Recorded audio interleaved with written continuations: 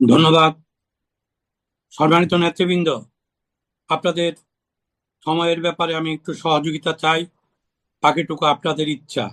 এখন আপনাদের সামনে বক্তব্য রাখবেন বাংলাদেশ আওয়ামী লীগের অন্যতম সাংগঠনিক সম্পাদক, সাবেক জাতীয় সংসদ সদস্য অ্যাডভোকেট আফজাল হোসেন। এই জি আপা। গতবারও যারা দিল আবার তাদেরকে রিপিট করো কেন? তোমাদের তো ঠিক বলছিলাম যে আছে, একটা তালিকা করে নাও। আর বাজে কটা এখন? টাইমটা দেখবে না? দেখছি আপা। তো সবাই তো বক্তৃতা করতে চায় ঘুষটা না। টোকাতে টোকাতে তো তোমার আসল পার হয়ে যাচ্ছে। ঠিক আছে আপা। আফজাল, প্লিজ শর্ট করো ভাইয়া। আহ, তুমি আজকে একটা তালিকা করে রাখো। জি আপা। জি অনেকে একবারও মাননীয় পায় না আর অনেকে বারবার পেতে থাকে, এটা ঠিক না। জনাব এস এম কামাল হোসেন, সাংগঠনিক সম্পাদক, অত্যন্ত সংক্ষিপ্তভাবে কথা বলার বিনীত অনুরোধ জানাচ্ছি।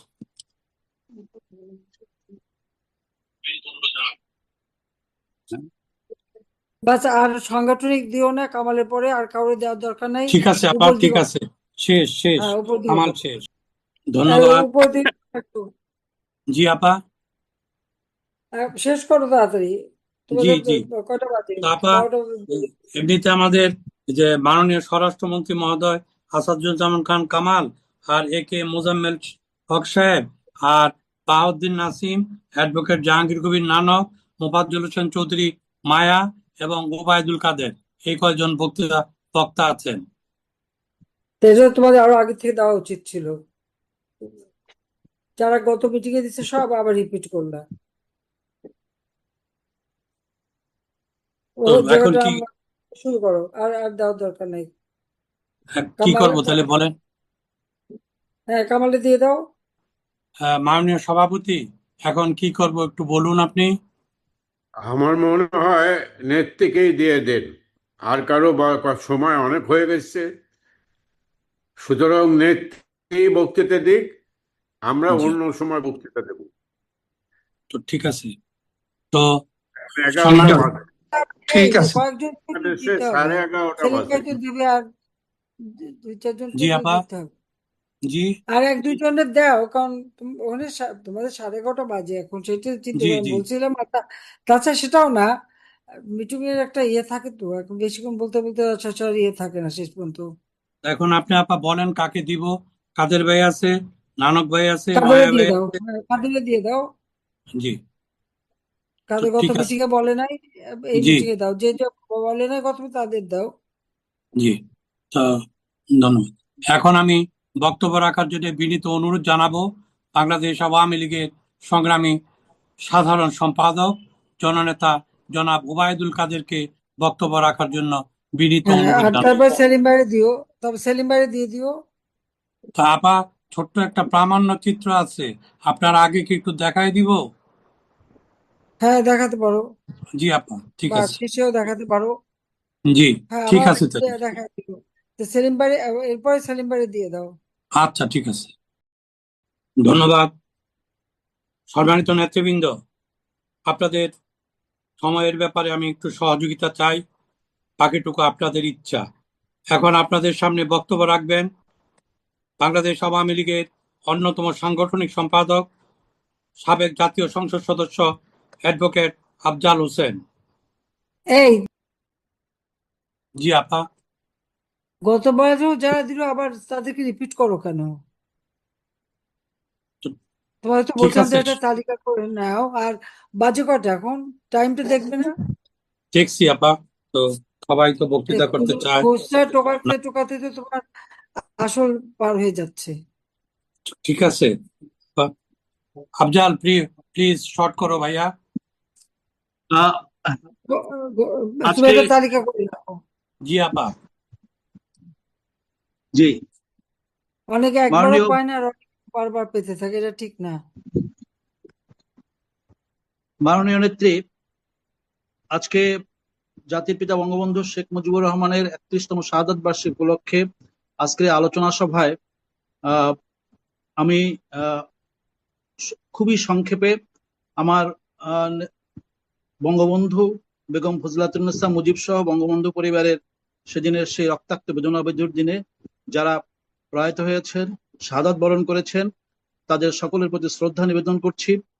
আমরা বিশ্বাস করি জাতির পিতা বঙ্গবন্ধু শেখ মুজিবুর রহমানের নেতৃত্বে যে স্বাধীন জাতিরাষ্ট্র নির্মিত হয়েছিল, যে তার জাতিরাষ্ট্রের যে দর্শন ছিল, যে জাতিরাষ্ট্রের মাধ্যমে বাঙালি জাতি একটা উন্নত সমৃদ্ধ আধুনিক রাষ্ট্র ব্যবস্থার দিকে যাচ্ছিল, সেই 1947 সালে ভ্রান্ত যে কমন বিলিফের ভিত্তিতে যে পাকিস্তান রাষ্ট্রের সৃষ্টি হয়েছিল এবং সেই যে ধর্মের ভিত্তিতে রাষ্ট্র, সেটা অসার প্রমাণিত হয়েছে। বঙ্গবন্ধু তিনি আধুনিক রাষ্ট্র নির্মাণ করেছিলেন কমন ইকুয়াল রাইটস এর ভিত্তিতে।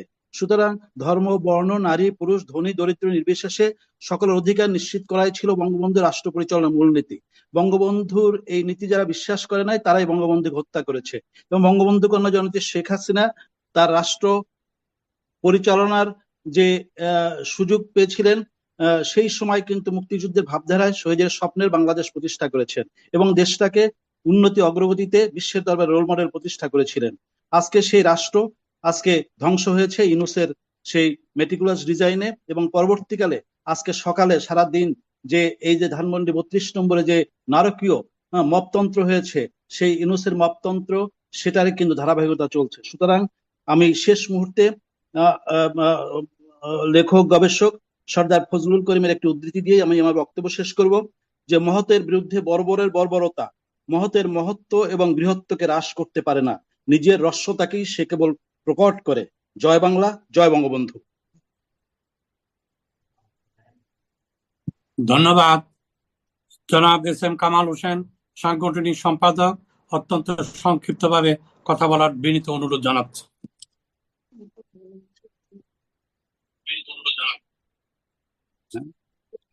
বাস, আর সাংগঠনিক দিও না, কামালের পরে আর কাউরে দেওয়ার দরকার নাই। ঠিক আছে আপা, উপর ঠিক দিও। আছে, শেষ শেষ, হ্যাঁ, উপর দিও। কামাল শেষ।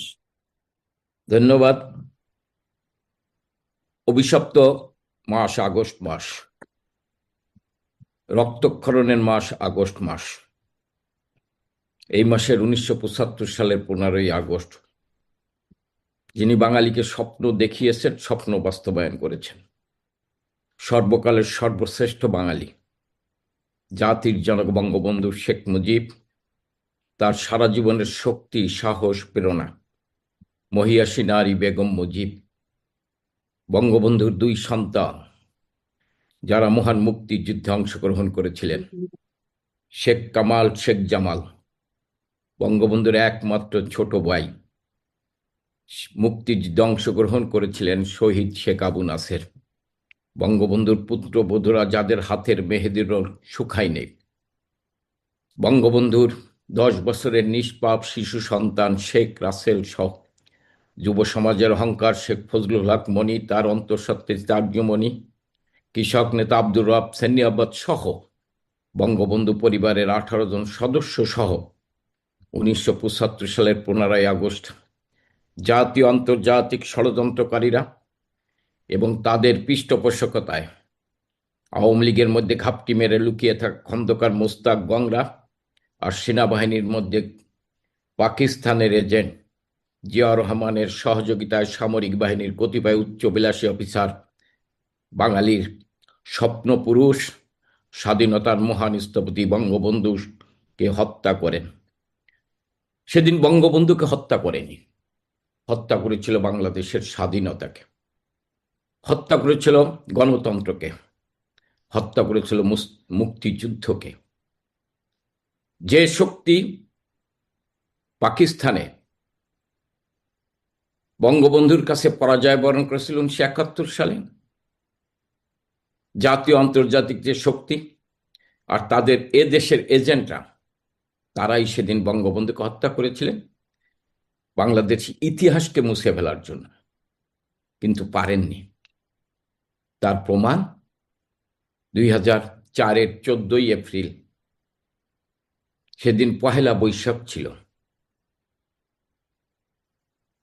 বিবিসির ভাষ্যকার যখন সকালবেলা বললেন, বিশ্বের সকল বাংলা ভাষাভাষী মানুষের জরিপ নিয়ে যখন ঘোষণা করলেন যে সর্বকালের সর্বশ্রেষ্ঠ বাঙালি হচ্ছেন জাতির জনক বঙ্গবন্ধু শেখ মুজিব সেদিন ঢাকার শহরে যারা রমনার বটমূলে ছিলেন, শাহবাগে ছিলেন, সেদিন দেখেছিলাম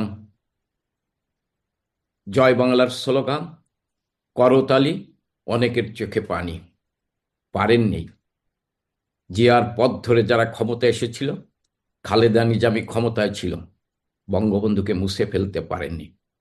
আর তাই বঙ্গবন্ধুকে মুছে ফেলতে পারেননি বলেই বঙ্গবন্ধুবিহীন বাংলাদেশে মানুষের ভোটের অধিকার, গণতান্ত্রিক অধিকার প্রতিষ্ঠা যিনি করেছেন, যিনি বঙ্গবন্ধুর সেই কথা 1972 সালের 10ই জানুয়ারি বঙ্গবন্ধু বলেছিলেন, আমার এই স্বাধীনতা পরিপূর্ণ হবে না বললো যদি আমার মানুষের পেটে ভাত না থাকে, আমার এই স্বাধীনতা পরিপূর্ণ হবে না যদি আমার বেকার ছেলেরা কাজ না পায়। বঙ্গবন্ধুর সেই বাংলাদেশ, সেই স্বপ্ন বঙ্গবন্ধুর তনয়া বাস্তবায়ন করেছিলেন। আর তাই বঙ্গবন্ধুকে মুছে ফেলার জন্য, আমাদের অস্তিত্বকে মুছে ফেলার জন্য বঙ্গবন্ধুর তনয়াকে বারবার হত্যা করার চেষ্টা করা হয়েছে। কেননা বঙ্গবন্ধুর তনয়া শেখ হাসিনাই বঙ্গবন্ধুবিহীন বাংলাদেশে বঙ্গবন্ধুর সেই স্বপ্ন বাস্তবায়নের জন্য মৃত্যুর মুখোমুখি দাঁড়িয়ে 21 বার মৃত্যুর মুখোমুখি দাঁড়িয়ে এগিয়ে গিয়েছেন। বক্তব্য বাড়াবো না। বঙ্গবন্ধু সহ তার পরিবারের সকলের প্রতি শ্রদ্ধা জানিয়ে আমি আজকে সকলের কাছে আহ্বান করব। আমরা বলেছি, বঙ্গবন্ধুর তনয় ঘোষণা দিয়েছেন ডিসেম্বরে বাংলাদেশে যাবে। বঙ্গবন্ধুর তনয়ের মাথায় মৃত্যুদণ্ডাদেশ। তিনি বলেছেন, আমি মৃত্যুদণ্ডকে ভয় পাই না, আমি আমার জীবনের পরোয়া করি না। আমি যদি জীবনের পরোয়া করতাম তাহলে বঙ্গবন্ধুকে হত্যা করার পর আমি স্বামীকে স্ত্রীর সোহাগ থেকে বঞ্চিত করে, সন্তানদের মাতৃত্বের স্নেহ থেকে বঞ্চিত করে তিনি দেশে আসতেন না। তিনি যদি মৃত্যুকে পরোয়া করতেন, 2007-এর 7ই মে তিনি দেশে আসতেন না। দেশে আসার পর তাকে গ্রেপ্তার করা হয়েছিল, তাকে 16 পয়জন দিয়ে হত্যা করার পরিকল্পনা করা হয়েছিল। এবারও বঙ্গবন্ধু তার মৃত্যুদণ্ডাদেশ নিয়ে দেশে যেতে চায়, ক্ষমতার জন্য নয়, প্রতিহিংসার জন্য নয়, হত্যার বদলে হত্যা নয়, আইনের শাসন প্রতিষ্ঠার জন্য। যে আইনের শাসন প্রতিষ্ঠা করে বঙ্গবন্ধুর হত্যার বিচার করেছিল, মানুষের জীবনের নিরাপত্তা দিয়েছিল, আজকে বঙ্গবন্ধু সেই তনায় আইনের শাসন প্রতিষ্ঠা করতে চায়। কারণ মানিকগঞ্জে শেহাবকে পিটিয়ে যখন শহীদ মিনারে ঝুলিয়ে রাখে, শেহাবের মা তার শেহাব হত্যার বিচার চায়, পুলিশের সন্তানরা পুলিশ হত্যার বিচার চায়, পুলিশের স্ত্রী তাদের পুলিশ হত্যার বিচার চায়। চাঁপাইনবাবগঞ্জে রায়হান মাসুদের বাবা মারা তাদের সন্তান হত্যার বিচার চায়। টঙ্গীতে যাদেরকে হত্যা করা হয়েছে, টঙ্গীর রক্ত পানি যাদের রক্তে লাল করা হয়েছে, তাদের বাবা মারা তাদের সন্তান হত্যার বিচার চায়। এই কারণে বঙ্গবন্ধু তার আইনের শাসন প্রতিষ্ঠার জন্য দেশে যেতে চায়। শুধু আইনের শাসন না, মানুষের ভোটের অধিকার প্রতিষ্ঠার জন্য দেশে যেতে চায়, মানুষের গণতান্ত্রিক অধিকার প্রতিষ্ঠার জন্য দেশে যেতে চায়। বাংলাদেশে যে হাহাকার, যে আত্মনাদ, যে মবের সন্ত্রাস, যে হামের মহামারী, যে ধর্ষণের মহামারী, সেই মহামারী থেকে বাংলাদেশকে বাঁচাতে জননেত্রী শেখ হাসিনা দেশে যেতে চায়।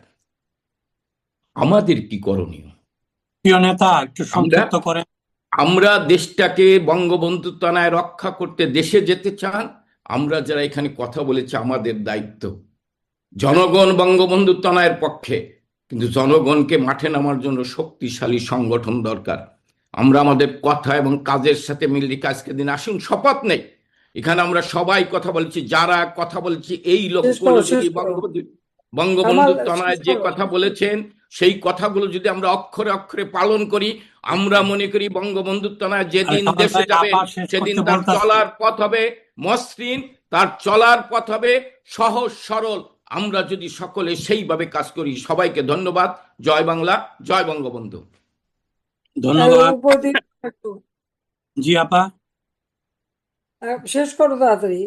জি জি কয়টা বাজে? আপা, এমনিতে আমাদের যে মাননীয় স্বরাষ্ট্রমন্ত্রী মহোদয় আসাদুজ্জামান খান কামাল আর একে মোজাম্মেল হক সাহেব আর বাহাউদ্দিন নাসিম, অ্যাডভোকেট জাহাঙ্গীর কবির নানক, মোফাজ্জল হোসেন চৌধুরী মায়া এবং ওবায়দুল কাদের, এই কয়জন বক্তা আছেন।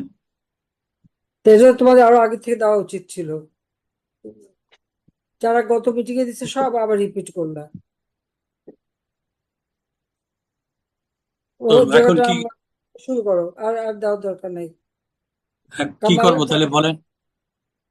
হ্যাঁ কামালে দিয়ে দাও। আচ্ছা, আর এখন আমি তাতে বক্তব্য রাখার জন্য বিনীত আহ্বান জানাবো গণপ্রজাতন্ত্রী বাংলাদেশ সরকারের সাবেক স্বরাষ্ট্রমন্ত্রী বীর মুক্তিযোদ্ধা জনাব আসাদুজ্জামান খান কামালকে বক্তব্য রাখার জন্য বিনীত অনুরোধ জানাচ্ছি। ধন্যবাদ মৃণাল দা। আজকে 15ই আগস্ট উপলক্ষে, জাতীয় শোক দিবস উপলক্ষে যে আজকে আয়োজন, আমি সর্বপ্রথম আহ, আজকে সভাপতি ফজলে করিম সেলিম সাহেবকে শুভেচ্ছা জানাচ্ছি, ধন্যবাদ জানাচ্ছি এই মিটিং এ সভাপতিত্ব করার জন্য। আমি শুভেচ্ছা জানাচ্ছি আমাদের মাননীয় নেত্রী, যিনি বাংলাদেশকে একটা সম্ভাবনাময়ী দেশে পরিণত করেছিলেন, বঙ্গবন্ধুর কন্যা, যার ধমনীতে বঙ্গবন্ধুর রক্ত প্রবাহিত হচ্ছে, তাকে আমি ধন্যবাদ জানাচ্ছি এই মিটিং এ প্রধান অতিথি করার জন্য। আমি প্রথমেই শ্রদ্ধা জানাই সর্বকালের সর্বশ্রেষ্ঠ বাঙালি, জাতির পিতা বঙ্গবন্ধু শেখ মুজিবুর রহমানকে।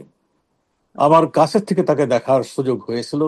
আমি অনেক কিছুই দেখেছি, তখন আমার বয়স খুবই কম ছিল, কিন্তু আমি তাকে খুব কাছ থেকে দেখার মানে একটা স্পৃহা ছিল, আমি মাঝে মাঝে যে দেখতাম। আমি শুধু যদি আমি বলি যে বঙ্গমাতা, বঙ্গবন্ধু, এর সম্বন্ধে যদি কথা বলতে থাকি তাহলে মনে হয় ঘন্টার পর ঘন্টাও বলে শেষ হবে না তাদের অবদানের কথা।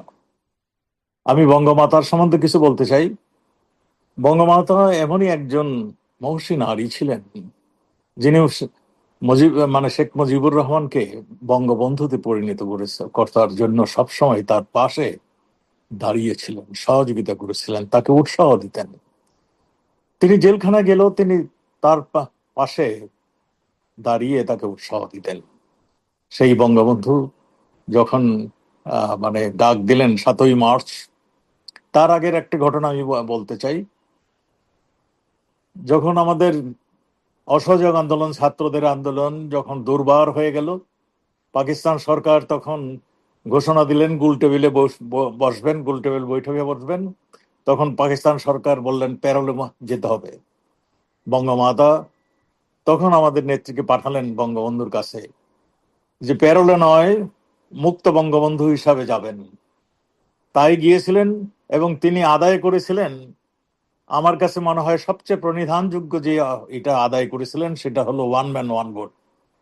আপনারা নিশ্চয়ই জানেন, ওয়েস্ট পাকিস্তান এবং ইস্ট পাকিস্তান দুই প্রদেশের ভোটের সংখ্যা সমান সমান ছিল। ওয়ান ম্যান ওয়ান ভোট যখন দাবি আদায় হয়ে গেল, তখন আমরা অবশ্যই সংখ্যা গরিষ্ঠতা লাভ করলাম, এবং তার পরবর্তীতে আমাদের সেই সংখ্যাগরিষ্ঠতা, এই যে আদায়টা, এটাই আমাদের জন্য অনেক বড় একটা পাওয়া ছিল। তারপরে আমি লক্ষ্য করেছিলাম আরেকটা 7ই মার্চের ভাষণে বঙ্গমাতা আমাদের বঙ্গবন্ধুকে বলে দিয়েছিলেন, তোমার যা কিছু মনে আসে, যা কিছু তুমি চিন্তা করো বাংলাদেশের বাঙালির জন্য, সেইটাই বলবা, কেউর কথা শুনবে না। আমি স্টেজের কাছেই ছিলাম। আমি তখন দেখলাম বঙ্গবন্ধু যখন স্টেজে উঠলেন, টেবিলের উপরে চশমাটা রাখলেন, অনেকেই তাকে অনেক স্লিপ দিলেন। এই স্লিপগুলি উনি চশমার নিচে রাখলেন। তারপরে তিনি সেই কালজয়ী ভাষণটা দিলেন, যেটা নাকি সারা বিশ্বের সবচেয়ে বেশি মানুষ যে ভাষণটি শুনেছে ইউনেস্কোর রিপোর্ট অনুযায়ী। সেইখানেই তিনি আহ্বান করছিলেন যে এবারের সংগ্রাম স্বাধীনতার সংগ্রাম, মুক্তির সংগ্রাম। আমরা সেই ডাকি মুক্তিযুদ্ধে অবতীর্ণ হয়ে গিয়েছিলাম। আমরা 25শে মার্চ রাত্রে বঙ্গবন্ধু রাত 12টার দিকে বঙ্গবন্ধু স্বাধীনতার ঘোষণা দিলেন। তারপরে শুরু হয়ে গেল আমাদের মুক্তিযুদ্ধ। আমরা যে যেখানে, উনি যেটা বলেছিলেন যে যার কাছে যা কিছু আছে তাই নিয়ে শত্রুর মোকাবিলা করতে হবে, তাই শুরু করেছিলাম। আমরা তা দিয়েই শুরু করেছিলাম। বঙ্গবন্ধুর আমি আরো দু একটি ছোট উদাহরণ দিয়ে আমি শেষ করতে চাই। বঙ্গবন্ধুর এক সাংবাদিক, ব্রিটিশ সাংবাদিক, মিস্টার ডেভিড ফস্টার, বঙ্গবন্ধুকে জিজ্ঞাসা করলেন যে আপনি তো একটা বিরাট কাজ করেছেন, আপনার শক্তিটা কোথায়? উনি বললেন, আমি এদেশের মানুষকে ভালোবাসি, এদেশের জনগণ আমার শক্তি। তিনি বললেন, আপনার দুর্বলতা কোথায়? তিনি বললেন, আমার দেশের মানুষকে আমি বেশি ভালোবাসি। এই যে তার উক্তি, এটাই তিনি জীবন দিয়ে প্রমাণ করে গেছেন। তিনি দেশকে, এদেশের জনগণকে গভীরভাবে ভালোবাসতেন। কাজেই আমরা মনে করি বঙ্গবন্ধু আমাদের থেকে মরে নাই, আমরা তার আদর্শ নিয়ে চলছি বলেই আজকে বঙ্গবন্ধুর কন্যা আমাদেরকে সেই মানে বাতিঘর হিসাবে আমাদেরকে আলোকিত করেছেন, এবং আমরা সেই যাত্রাটা গিয়েছি। বঙ্গবন্ধুর কন্যা 81-তে দেশে আসলেন। এসেই তিনি যার যা যেখানে যা করার ছিল করলেন। তারপরে তিনি সিদ্ধান্ত নিলেন বঙ্গবন্ধুর মতোই তিনি সারা বাংলাদেশ ঘুরে বেড়াবেন। তিনি তাই করলেন। যেখানেই গিয়েছেন সেখানেই এদেশের মানুষ তাকে জড়িয়ে ধরে বলছেন, এই তো শেখের বেটি আসছে, আমাদের আর কেউ দাবাই রাখতে পারবে না। যেটা বঙ্গবন্ধু বলছিলেন সেটাই সারা বাংলাদেশের মানুষ সেটাই উচ্চারণ করেছেন। সেই বঙ্গবন্ধুর কন্যা আমাদের দেশকে আমাদের একটা উন্নয়নের একটা দ্বার প্রান্তে নিয়ে গিয়েছিলেন। উনি যখন ক্ষমতায় আসেন 2000 মানে বিএনপি সরকার 2006 যখন ক্ষমতা ছাড়ে, তখন আমরা বিদ্যুতের খবরটা নেন, 3200 মেগাওয়াট কারেন্ট তৈরি হতো। বঙ্গবন্ধু কন্যা প্রতি ঘরে ঘরে মানে বিদ্যুৎ পৌঁছে দিয়ে এর মানে ক্যাপাসিটি 28,000, প্রায় 28,000 মেগাওয়াটে উন্নতি করেছিলেন। এগুলো বিরাট অনেক অনেক কথা আমরা বলে শেষ করতে পারবো না। আজকে শিক্ষা খাতে যদি আসেন, আমরা এসএসসির পরীক্ষার রেজাল্ট দেখলাম। 18 লাখ পরীক্ষার্থী পরীক্ষা দিয়েছেন, 7 লাখ পাশ করেছেন, ফেল করেছেন। কোথায় দাঁড়িয়েছে? আমাদের সময় দেখেছি আমরা 90%, 95% পাশ করতো, আর এখন পাশ করে কোথায় কোথায় চলে গেছে আমাদের শিক্ষা? আমাদের আমাদের যে শিক্ষার্থীরা যেই স্বপ্ন দেখছিলেন সেই স্বপ্ন তাদের ভেঙে চুরচুর হয়ে যাচ্ছে। আমরা আমরা আর আমাদের মাননীয় নেত্রী কথা বলবেন, কাজেই আমি আর কথা বাড়াচ্ছি না। আমি শুধু আরেকটি উদাহরণ দিয়ে আমি শেষ করতে চাই। বঙ্গবন্ধু কিউবাতে গেলেন, কিউবার ফেডারেল কাস্ট। তিনি বললেন যে আমি হিমালয় পর্বত দেখিনি, কিন্তু বঙ্গবন্ধুর মতন একজন নেতা যিনি হিমালয়ের চেয়ে আরো মানে উচ্চ আসনে রয়েছেন তাকে দেখলাম, আমি আজকে মুগ্ধ। বঙ্গবন্ধু সারা বিশ্বে এরকম ভাবেই তিনি প্রতিষ্ঠিত ছিলেন। তিনি কখনো বাংলাদেশ নিয়ে আপোষ করতেন না, বাংলাদেশের স্বার্থ বিসর্জন কখনো দিতেন না। এদেশের মানুষকে ভালোবাসতেন বলেই এদেশের মানুষ তাকে হৃদয় দিয়ে ভালোবাসতেন। আমরা সেই দৃশ্যগুলো দেখেছি। আজকে 15ই আগস্ট বঙ্গবন্ধু সহ বঙ্গবন্ধুর পরিবারের যারা শাহাদাত বরণ করছিলেন তাদের প্রতি গভীর শ্রদ্ধা জানাচ্ছি, এবং সেদিন আরো যারা শাহাদাত বরণ করেছিলেন বঙ্গবন্ধু পরিবারের মানে স্বজনরা, তাদের প্রতি গভীর শ্রদ্ধা জানাচ্ছি। জেলখানা পরবর্তীতে জেলখানায় চার নেতা যারা শাহাদাত বরণ করেছিলেন তাদের প্রতি শ্রদ্ধা জানিয়ে আমি এখানেই শেষ করছি। আমরা মাননীয় জননেত্রী শেখ হাসিনার বক্তব্য শোনার জন্য আমি শেষ করে যাচ্ছি। সবাইকে ধন্যবাদ। আরেকটি কথা আমি বলে দেই, আমাদের ধ্বংসপ্রাপ্ত বাংলাদেশের মানুষ এখন অধীর আগ্রহে অপেক্ষা করছেন কবে শেখ হাসিনা আসবেন, এই ধ্বংসপ্রাপ্ত বাংলাদেশকে আবার পুনর্নির্মাণ করে আবার সেইখানে আমাদের পৌঁছে দিবেন যেখানে আমরা মানে নিয়ে গিয়েছিলাম। আমরা সেই অপেক্ষায় রইলাম। এদেশের মানুষ অবশ্যই আর ভুল করবেন না, বঙ্গবন্ধুর কন্যাকে আবারও তারা হৃদয় দিয়ে ধারণ করে তারা মানে জায়গায় পৌঁছিয়ে দিবেন। আমি এই আশাবাদ ব্যক্ত করে আমি শেষ করছি। জয় বাংলা, জয় বঙ্গবন্ধু, বাংলাদেশ চিরজীবী হোক। ধন্যবাদ জনাব আসাদুজ্জামান খান কামাল আপনাকে। মাননীয় সভাপতি, এখন কি করব একটু বলুন আপনি। আমার মনে হয় নেত্রীকেই দিয়ে দেন, আর কারো সময় অনেক হয়ে গেছে। সুতরাং নেত্রী বক্তৃতা দিক, আমরা জি। অন্য সময় বক্তৃতা দেব। তো ঠিক আছে, তো 11টা বাজে, ঠিক আছে। কয়েকজন দিতে হবে। 11:30 সেলিম বাজে। ভাই তো দিবে, আর দুই চারজনকে জি আপা, দিতে হবে। জি আর এক দুইজনের দাও, কারণ ওখানে তোমাদের 11:30 বাজে এখন, সেটা চিন্তা জি করে জি বলছিলাম। আর তাছাড়া সেটাও না, মিটিং এর একটা থাকে তো, এখন বেশিক্ষণ বলতে বলতে সচরাচর থাকে না শেষ পর্যন্ত। এখন আপনি আপা বলেন কাকে দিব। কাদের ভাই আছে, নানক ভাই আছে, কাদেরে মায়া দিয়ে ভাই দাও, আছে। হ্যাঁ, কাদেরে দিয়ে দাও। জি, তো কাদের গত ঠিক আছে। মিটিং এ বলে নাই, এই জি, মিটিং এ দাও, যে যে বলে নাই গত meeting তাদের দাও। জি, তো ধন্যবাদ।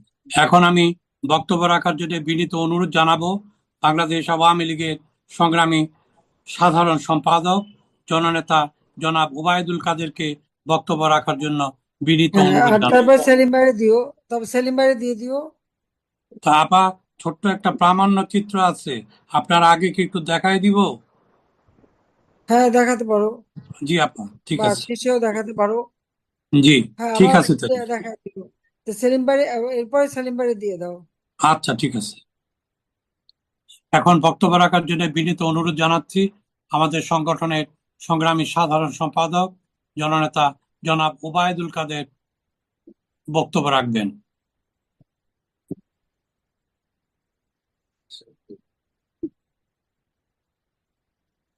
কাদের ভাই বক্তৃতা করেন।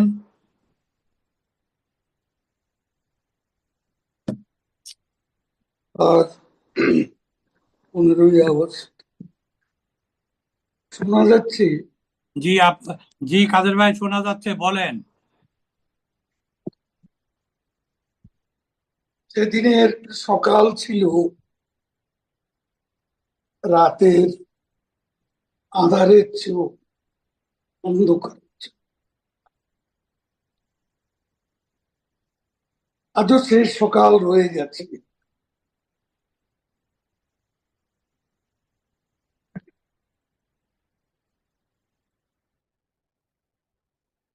পৃথিবীতে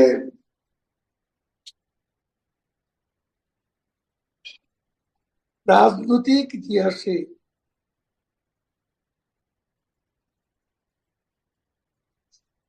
বিভিন্ন পডকাস্ট, মিডিয়া আউটলেট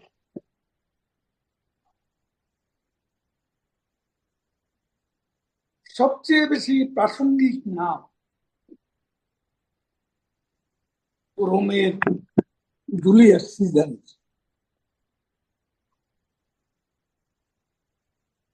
সিজারকে যখন সিনেটররা সিনেট ভবনে চারদিক থেকে ঘিরে ধরে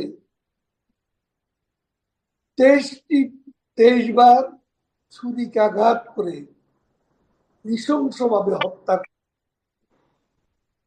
সে হত্যার অগ্রভাগে ছিল সিজারের সবচেয়ে বিশ্বস্ত বন্ধু ব্রুটাস এবং কেসিয়ার। সিজারকে হত্যা করার পর সিজারের চরিত্র খনন করা হলো। তাকে বলা হলো তিনি হলেন একজন ambitious man, out of control. তাকে বলা হলো তিনি একজন ডিকটেটর। অথচ সিজার তখন সারা রোমের সবচেয়ে জনপ্রিয় ব্যক্তি এবং সবচেয়ে ক্ষমতাধর general, successful military leader. Brutus বক্তব্য দিল রোমবাসীর উদ্দেশ্যে, বলল এই মানুষ অতিরিক্ত বেশি অ্যাম্বিশিয়াস, এই জন্যই হত্যা করা হয়েছে। সে স্বৈরাচারী, এই জন্যই তার মৃত্যুদণ্ডের, তার মৃত্যু, এই হত্যা তার প্রাপ্য ছিল। তখন মার্ক অ্যান্টনি দাঁড়ালেন। তিনি বললেন, অনারেবল ব্রুটাস যা বলেছেন, তিনি বলেছেন যে আমি সিজারকে প্রশংসা করতে আসিনি, আমি দাঁড়িয়েছি সিজারকে ফুল দিতে। খুব শোক স্তব্ধ রোমবাসী, মার্ক অ্যান্টনির সে বক্তৃতা, সিজারের উইল প্রকাশ, তিনি জনগণকে কতটা ভালোবাসতেন, যখন প্রকাশিত হলো রোমবাসী তখন ব্রুটাসের বিরুদ্ধে বিদ্রোহী হলো এবং তারা সিজারের প্রশস্তিকে শুরু করলো। আজকে বারবার মনে পড়ছে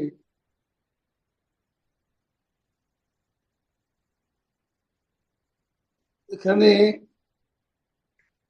অ্যান্টনি বলেছেন ফুল দিতে এসেছে। আজকে বাংলাদেশের ইতিহাসে মহানায়ক, মহাবীর, যে মহামানবের আজন্ম সাধনার মহামূল্যবান কীর্তি বাংলাদেশের স্বাধীনতা, তিনি আমাদের পূর্বপুরুষদের সকল রক্ত, অপমান আর বেদনার প্রতিশোধ নিয়ে 1971 সালে বিশ্ব মানচিত্রে যুক্ত করেছিলেন বাংলা নামে একটি দেশ।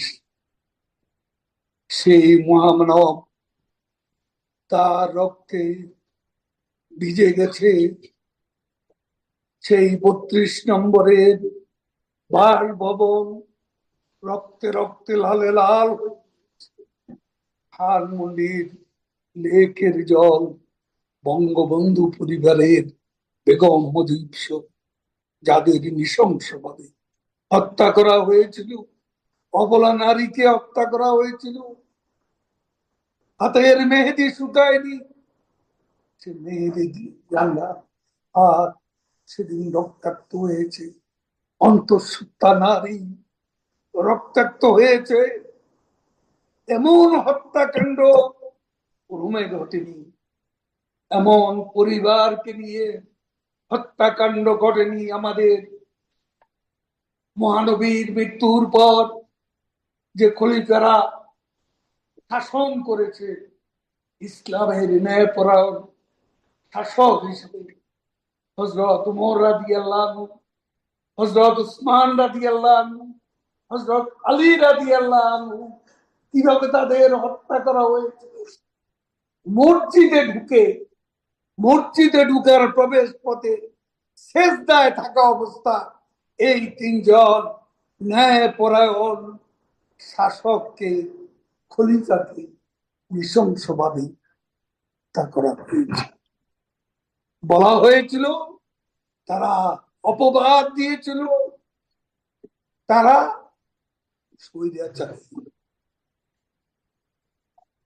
তারা ন্যায় এবং সত্য থেকে সরে গেছে, এই অপবাদ দিয়েছে। আজকে সেই অপবাদ পৃথিবীর ইতিহাসে আরো অনেকের বিরুদ্ধে দিয়েছে। আফ্রিকান ন্যাশনালিজম, যার সারা জীবনে রাজনীতি ছিল, কঙ্গোর প্যাট্রিস লুমুম্বা, নৃশংসভাবে হত্যা করা হয়েছিল তাকে। নির্বাচিত শাসক তার স্ত্রীকে তিনি চিঠি লিখেছিলেন যে আমার দিন বোধ ফুরিয়ে আসছে, আমি বোধ আর বেশি দিন বাঁচব না, কিন্তু আফ্রিকান ন্যাশনালিজমের জন্য আমার যে ব্রত, আমার যে সংগ্রাম, সেই সংগ্রাম তোমাদের চালিয়ে যেতে হবে। আমার এই মেসেজ সকলের কাছে পৌঁছে দিও। আজকে ব্রিটেনের টনি ব্লেয়ার সাক্ষ্য দিয়ে এসেছিলেন সাদ্দাম হোসেনকে হত্যা করা হলো, তিনি একনায়ক, তিনি অত্যাচারী। সেই অপবাদ দিয়ে মাস ডিস্ট্রাকশন ওয়েপন তার কাছে আসে, এই অপবাদ দিয়ে তাকে হত্যা করা হয়েছে। রামস্পেল তার বন্ধু, ডিক চেনি তার বন্ধু, তিনি রক্ষা পাননি। এটাই হচ্ছে ইতিহাস। আপার ভোল্টা বলে পরিচিত যে দেশটির নাম আজকে আফ্রিকার বুকে দাঁড়িয়ে আছে, স্বাধীন চেতনতা ইব্রাহিম টারৌক, সেখানেও তার পূর্বসূরি সাঙ্গাকারাকে হত্যা করা হয়েছিল। হত্যা করে বলা হয়েছিল তিনি এক নায়ক, তিনি স্বৈরাচারী। টোগোতে অলিম্পোকে হত্যা করা হয়েছিল, চিলিতে আলেন্দেকে হত্যা করা হয়েছিল। এসব ইতিহাস আমাদের জানা আছে।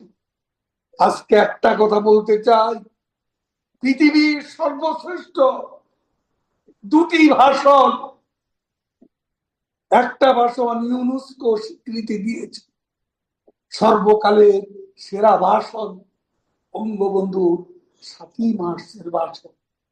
আরেকটা বিখ্যাত ভাষণ আফ্রিকার সবচেয়ে দরিদ্র মানুষের পরিবার থেকে আসা আব্রাহাম লিঙ্কন। তিনি দাসপ্রথার বিলোপে গেটিসবার্গে যে ভাষণ দিয়েছিলেন, সারা বিশ্ব আজ তাকে স্মরণ করে। শুধু আমেরিকা, সারা দুনিয়া স্মরণ করে। অথচ 7ই মার্চে ভাষণ যিনি দিলেন তিনি আজ নিষিদ্ধ। তিনি আজ নিষিদ্ধ না। তার জন্ম দিবসে, তার মৃত্যু দিবসে, শাহাদাত বার্ষিকীতে, 15ই আগস্টে প্রতিবারই দেখি যাকে কুমারী মেরির মতো পবিত্র তকমা দিয়ে যাকে প্রশংসায় ভাসানো হয়েছিল, খালেদা জিয়া, পাঁচটি জন্মদিবস তার, শুধু 15ই আগস্ট জন্মদিবস। 15ই আগস্ট বঙ্গবন্ধুর হত্যাকাণ্ডকে উপহাস করা, সেইটাও বাংলাদেশে দিয়েছে। আপনি গিয়েছিলেন তার ছেলের মৃত্যুর পর শোকাহত মাকে সান্ত্বনা দিতে। কি হয়েছিল সেখানে? কতক্ষণ দাঁড়িয়েছিলেন? ঢুকতে কি তারা আপনাকে দিয়েছে? তারা আপনাকে ঢুকতে দেয়নি, প্রবেশ করতে দেয়নি। হতাশ হয়ে আপনি ফিরে এসেছেন। সেই স্মৃতি আমাদের। সেদিন ঘরের দরজা বন্ধ করে বাংলাদেশে গণতান্ত্রিক রাজনীতিতে ওয়ার্কিং রিলেশনশিপকে নষ্ট করে দিয়েছিল খালেদা জিয়া এবং বিএনপি। কারা খালেদা জিয়াকে 15ই আগস্টে জন্মদিবস পালনের অ্যাডভাইস করেছিল? এই সত্য একদিন উদ্ঘাটিত হবে। আজকে এইসব স্মৃতি বারবার মনে পড়ছে। আজকে আমাদের নেতৃবৃন্দ অনেকে বক্তৃতা করেছেন, আমি লম্বা আলোচনায় যাব না। আমার শুধু স্মৃতিপটে ভেসে উঠে এই 32 নম্বর, এই টঙ্গিপাড়া ফুলে ফুলে ভরে যেত সমাধি, ফুলে ফুলে ভরে যেত 32 নম্বর বঙ্গবন্ধু ভবন, হাজার হাজার লক্ষ লক্ষ মানুষের ঢল। আজ সেখানে রিক্সাওয়ালা নির্যাতিত হয় ফুল নিয়ে 32 নম্বরে দেওয়ার অপরাধে। রিক্সাওয়ালাকে গ্রেপ্তার করা, আরো অনেককে গ্রেপ্তার করা হয়। সেখানে আজ এমন নিরাপত্তা দেওয়া হয়, বঙ্গবন্ধু এতই নিষিদ্ধ, বঙ্গবন্ধু এতই নিষিদ্ধ ব্যক্তি, বাংলার ইতিহাস। সেজন্যই আজ বারবার মনে পড়ে তিনি অমর খৈয়াম বলেছিলেন,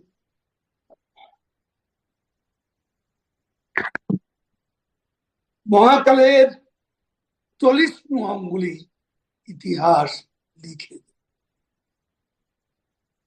মহাকালের 40 অঙ্গুলি ইতিহাসের মহাফলক, যার নাম অবিরাম লিখে যায়, সেই বঙ্গবন্ধুকে মুছে ফেলার সাধ্য কারণে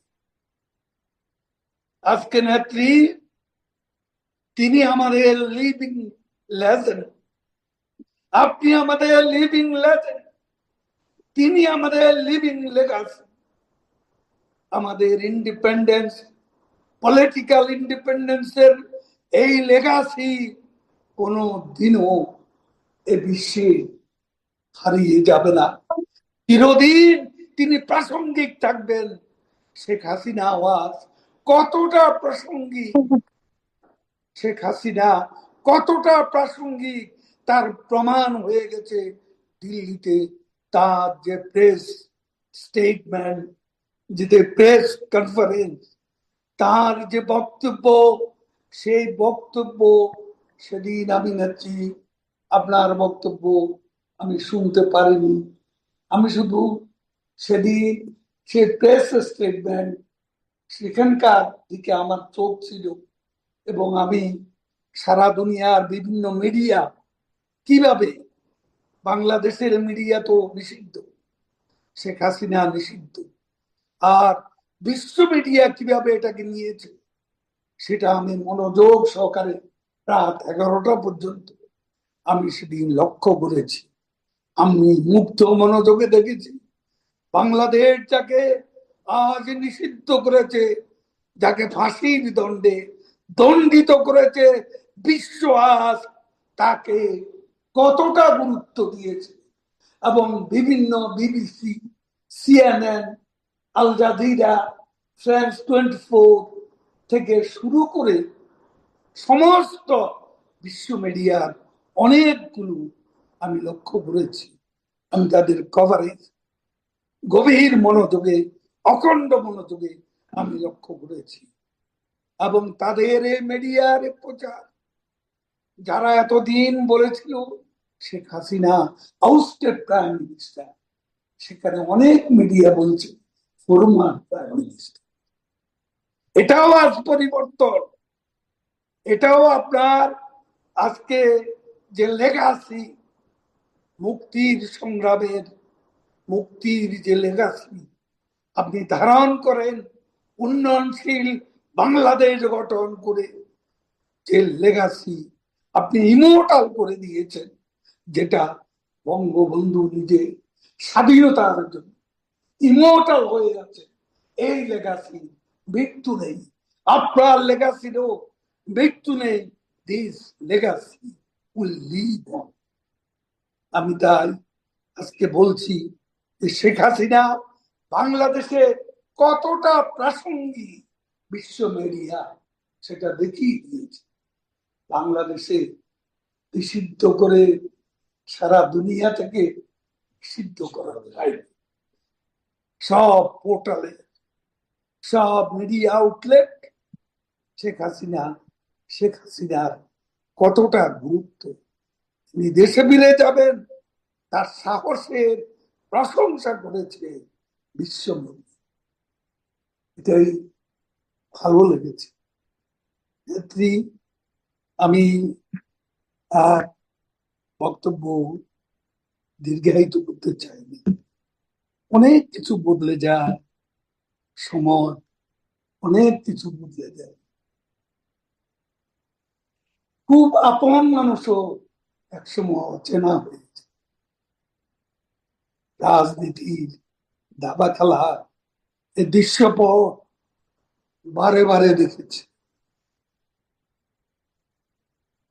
একটা বিখ্যাত উক্তি মনে পড়ে, আকাশের রং বদলা মানুষের প্রয়োজন।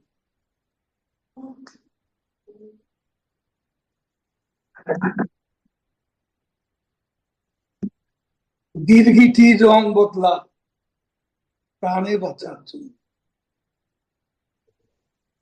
মানুষের রং বদলা স্বার্থের তার। এটাই হচ্ছে নির্মম সত্য। পরিশেষে আমি বলবো, শেষ কথা বলবো, এপিজে আব্দুল কালাম বলেছে, ধৈর্য ধরো, সময় আসবে। ধৈর্য ধরো, সময় আসবে। হ্যাঁ, মুখ গ্লাস করছে। কাঁদবে। গ্লাসের মা বলে অসুস্থ এর লেগে তার মুখ। জয় বঙ্গবন্ধু।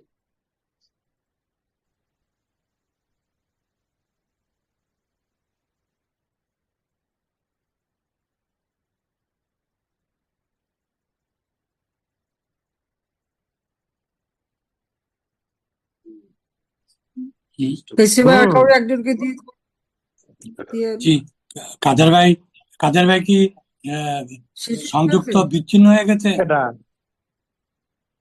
হ্যালো, মনে হয় কোথায়? কাদের না, ভাই কি শুনো, বিচ্ছিন্ন ঝুবের হয়ে গেছে? টাইম একটু বেশি নেওয়া করে না, ঝুবের টাইম একটু কমায় রাখা উচিত। আমি আর বলতে চাই না। জি, কথা আচ্ছা, ধন্যবাদ জননেতা জনাব ওবায়দুল কাদের আপনাকে। আমার এখন আমি শেষ বক্তব্য, কথাটা তো শুনতে পাননি। জি, আব্দুল কালাম বলেছে, ধৈর্য ধরো, ধৈর্য ধরো, সময় আসবে, বেঈমানেরা একদিন কাঁদবে।